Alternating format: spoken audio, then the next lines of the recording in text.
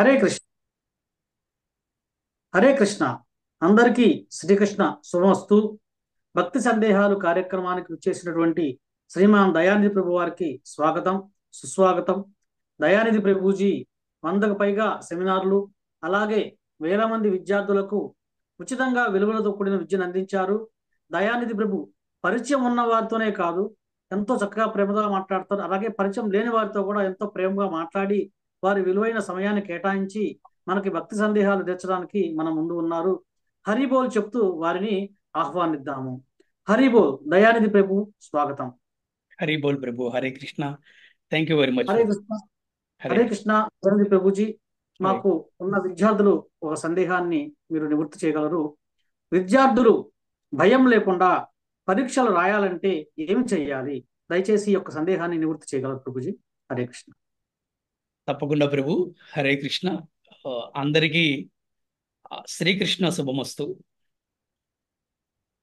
ఆ విద్యార్థులు భయం లేకుండా పరీక్షలు ఎలా రాయాలి అనే దాని గురించి మీరు అడిగిన ప్రశ్న.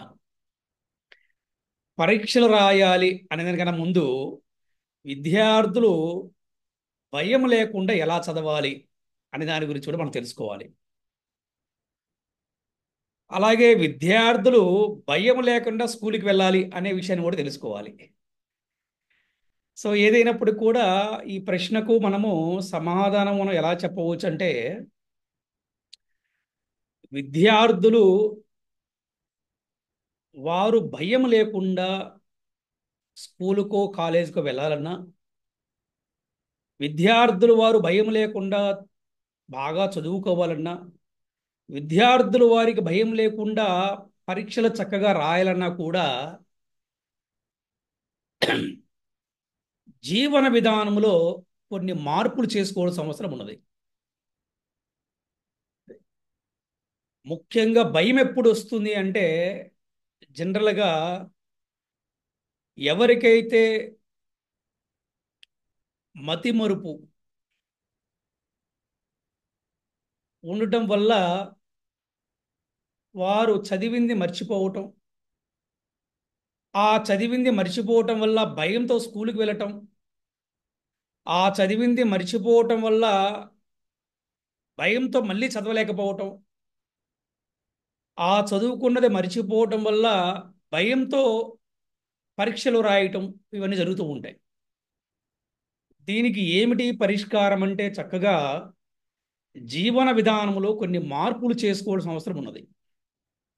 ఏమిటి ఆ మార్పులు అంటే, ఉదయాన్నే నిద్రలేయంగానే చక్కగా తల్లికి, తండ్రికి, గురువుకి ప్రణామం చేసుకుంటాం.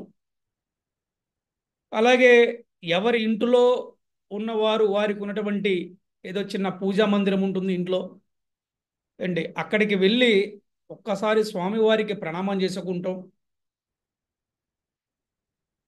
అట్లాగే కనీసము ఒక్క మాల హరే కృష్ణ మహామంత్రం జపం చేసుకుంటాం. భగవద్గీతలో ఒక్క శ్లోకము చదువుకొని ఏ విద్యార్థులు దినచర్యని మొదలు పెడతారో వారికి మతిమరుపు అనేది లేకుండా వారికి మెమరీ పవర్ ఇంప్రూవ్ అవుతుందంట. దీని గురించి మనకు భగవద్గీతలో ఒక గొప్ప శ్లోకం ఉంది. తేషాం సతతయుక్తానాం భజతాం ప్రీతిపూర్వకం దదామి బుద్ధి యోగం తం ఏన మాముపయాంతి తే. ఎవరైతే నాకు ప్రేమగా సేవ చేయుదురో వారికి తగిన బుద్ధి యోగమును నేను సూదను అంటున్నారు. బుద్ధి యోగము, బుద్ధి గనక సరిగా పనిచేసింది అనుకోండి, మనసు చక్కగా పనిచేస్తుంది. మనసు గనక చక్కగా పనిచేస్తుంది అనుకోండి, మనసు స్థిరంగా ఉంటుంది. మరి ఎప్పుడు బుద్ధి బాగా పనిచేస్తుందంటే, భజతాం ప్రీతిపూర్వకం, అంటే భగవంతుడి యొక్క నామాన్ని జపం చేయటం. ఎప్పుడైతే భగవంతుడి నామాన్ని జపం చేస్తారో ఆ బుద్ధి బాగా పనిచేస్తుంది. అలాగే మనసు కూడా చక్కగా స్థిరంగా ఉంటుంది.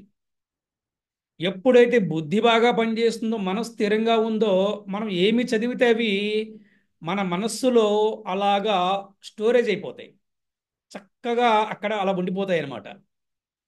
అందుకే చూడండి, మన డివోటీ స్టూడెంట్స్ అంటే మన మన భక్తుల గృహాలు ఉన్నటువంటి ఆ, ఈ విద్యార్థులు వారు రేపు ఎగ్జామ్స్ అయినా కూడా ఈరోజు మందిరానికి వచ్చి సేవ చేస్తారు, ఎటువంటి భయం లేకుండా, ఎటువంటి ఆందోళన లేకుండా. కారణం ఏంటంటే వారు నిరంతరము కూడా ఇప్పుడు మనం ఏదైతే చెప్పుకున్నామో జీవన విధానంలో మార్పులు చేసుకున్నారు. ఏ విధంగా ఈ ఉదయం నుంచి రాత్రి వరకు మనం ఎటువంటి చేయాలి అనేది ఒక జీవన విధానాన్ని వాళ్ళు మార్పు చేసుకున్నారు. దీన్నే మనము హోలిస్టిక్ లైఫ్ స్టైల్ అంటాం, అంటే సంపూర్ణమైన జీవన విధానము.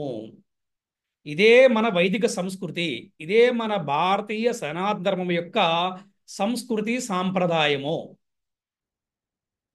ఈ విధంగా విద్యార్థులకి ఎవరు కూడా భయం లేకుండా స్కూల్కి వెళ్ళగలుగుతారు, భయం లేకుండా చదువుకోగలుగుతారు, భయం లేకుండా పరీక్షలు కూడా రాయగలుగుతారు. కానీ ఎవరైతే ఇటువంటి జీవన విధానం లేకుండా నిద్ర లెగటంతో ఫోన్లు చూసుకుంటూ టీవీలు చూసుకుంటూ వారు ఈ జీవన విధానాన్ని సరిగ్గా పాటించకుండా అశ్రద్ధగా ఉంటారో వారికి మాత్రమే ఎక్కువగా నష్టం జరిగే అవకాశం ఉన్నది. అందుకని మనము ఇప్పుడు విద్యార్థి గురించి చెప్పుకుంటున్నాము, కానీ ఈ ఒక్క ప్రశ్న ఒక్క విద్యార్థులకే కాదు, సమస్త మానవాళికి కూడా ఉపయోగపడుతుంది. ఎందుకంటే ఈ రోజున పిల్లల దగ్గర నుంచి పెద్దవారు వరకు, విద్యార్థుల నుంచి ఉద్యోగస్తుల వరకు, వ్యాపారస్తుల వరకు, రాజకీయ నాయకుల వరకు ఎంతో మంది ఈ రోజున వారు అందరూ కూడా భయంతోనే జీవితాన్ని సాగిస్తూ ఉన్నారు. అంటే అభద్రతాభావం అనమాట, అభద్రతాభావము, ఇన్సెక్యూరిటీ ఫీలింగ్. ఎందుకంటే ఇది పోటీ ప్రపంచం అలా ఉన్నదన్నమాట.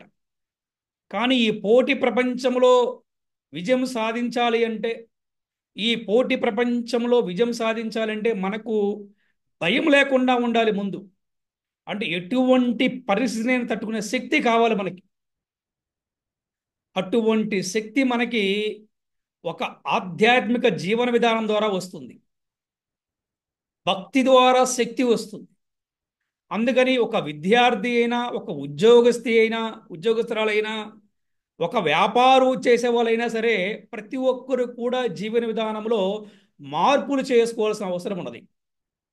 ఈ విధంగా ఎవరైతే వారి జీవన విధానంలో మార్పులు చేసుకుంటారో వారు ఎన్నో విజయాలను చూడగలుగుతారు. అందుకే మన భారతదేశ సనాతన ధర్మంలో ఎంతో మంది విజయాన్ని సాధించిన వారు చూస్తే గనక వాళ్ళందరికీ కూడా ఆధ్యాత్మిక జీవన విధానం ఉంటుంది. ఒక సిస్టమాటిక్ లైఫ్, అంటే సూర్యుడు రాకముందున నిద్ర లేకటం, పెద్దవాళ్ళకి ప్రణామం చేసుకుంటాం, భగవంతుడికి కనీసం ఒక చిన్న పూజన చేసుకుంటాం, భగవద్గీత శ్లోకాలు చదువుకుంటాం, లేకపోతే మన హరే కృష్ణ మహామంత్రి జపం ఒక మాల జపం చేసుకుంటాం. ఈ విధంగా చేసిన వారు ప్రపంచంలో ఎంతో మంది ఎన్నో విజయాలు సాధిస్తున్నారు. సో ఈ విధంగా విద్యార్థులు ముఖ్యంగా ఇలా చేయటం వల్ల వాళ్ళకి మెమరీ పవర్ అనేది చాలా బాగా పెరుగుతుంది. ఇందులో ఎటువంటి సందేహం లేదు. ప్రయత్నిస్తే గనక వారు తప్పకుండా ఎక్స్పీరియన్స్ అవుతారు. తేషాం సతతయుక్తానాం భజతాం ప్రీతిపూర్వకం దదామి బుద్ధి యోగం తం ఏన మాముపయాంతి తే. హరే కృష్ణ ప్రభు. హరే కృష్ణ.